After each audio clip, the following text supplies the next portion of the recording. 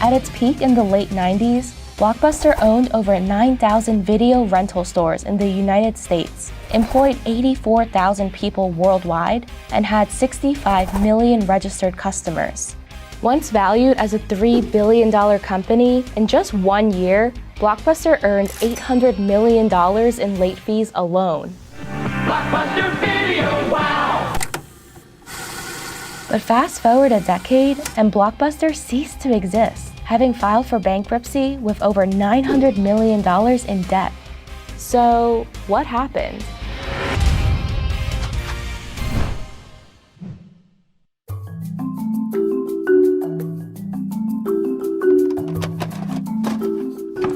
Blockbuster was founded by David Cook, a software supplier in the oil and gas industry.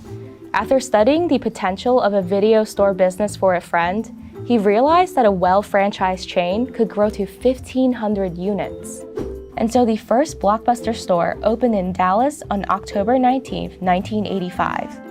According to David Cook, the opening night of that first Blockbuster store was a huge success. The story goes that they actually had to lock the doors because of overcrowding. The thing that really set Blockbuster apart at that time was their huge range of titles. Other independent video stores could only keep track of 100 or so movies. Blockbuster had an innovative new barcode system, which meant that they could track up to 10,000 VHSs per store to each registered customer, which also meant that they could keep an eye on those lucrative late fees. Off the back of this success, Cook built a $6 million distribution center, not only so that new stores could pop up quickly, but also to house a huge range of titles so that each store's inventory could be tailored to local demographics. Wow! Wow!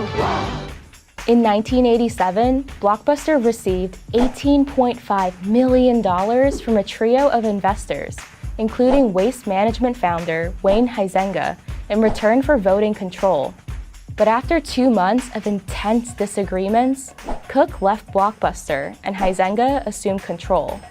Under Huizenga, Blockbuster embarked on an aggressive expansion plan, buying out existing video rental chains while opening new stores at a rate of 1 per day. By 1988, just 3 years after the first store opened, Blockbuster was America's #1 video chain, with over 400 stores nationwide. But as Blockbuster became a multi-billion-dollar company in the early 90s, adding music and video game rental to its stores, Huizenga was worried about how emerging technology, like cable television, could hurt Blockbuster's video store model. After briefly considering buying a cable company, and even receiving approval from the Florida legislature to build a Blockbuster amusement park in Miami, Huizenga offloaded Blockbuster to media giant Viacom for $8 billion in 1994. In only 2 years under Viacom, Blockbuster lost half of its value. You go one of 2 ways.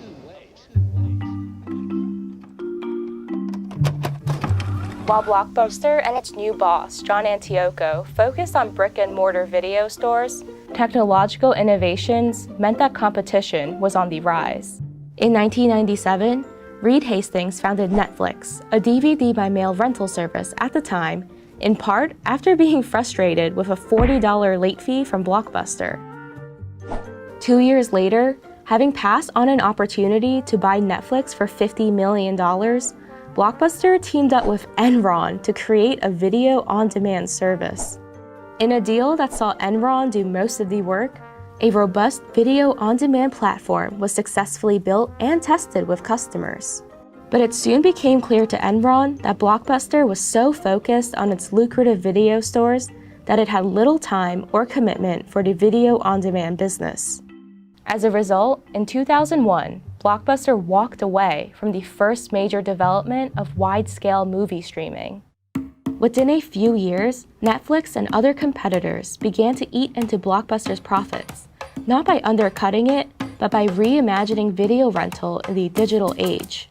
It took Blockbuster almost 5 years to introduce its own DVD-by-mail service, and even longer to scrap late fees. No more late fees! No more late fees!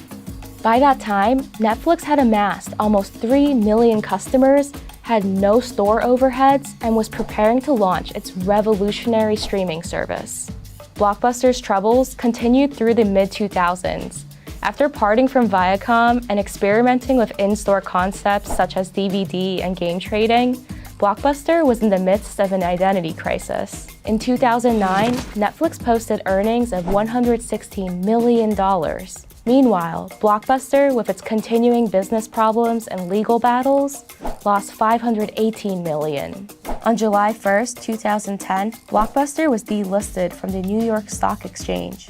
Its foray into video-on-demand streaming came too late, and over the next 3 years, Blockbuster died a slow and painful death. Its 9,000-strong chain had been reduced to one single franchise in Bend, Oregon.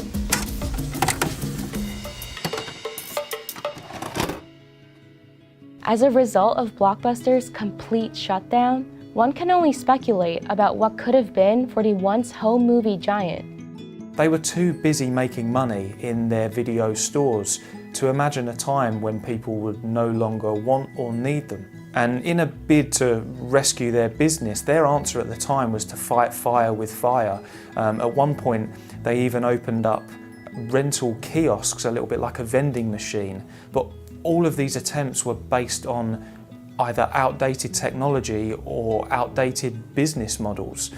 Whereas Netflix at the time, they did the opposite. They streamlined. They were able to see the future of video rentals and then innovate for that future. Blockbuster, they didn't seem to understand how the next generation, particularly millennials who grew up in a world without hard copy media like DVDs and CDs, how they would react to video on demand as technology improved. And that's why Netflix, Amazon Prime, YouTube and Hulu, they're still all in business whilst Blockbuster got left behind. According to Netflix's former chief financial officer Barry McCarthy, as part of the failed 2000 Blockbuster Netflix buyout, Reed Hastings proposed that Netflix would run the Blockbuster brand online.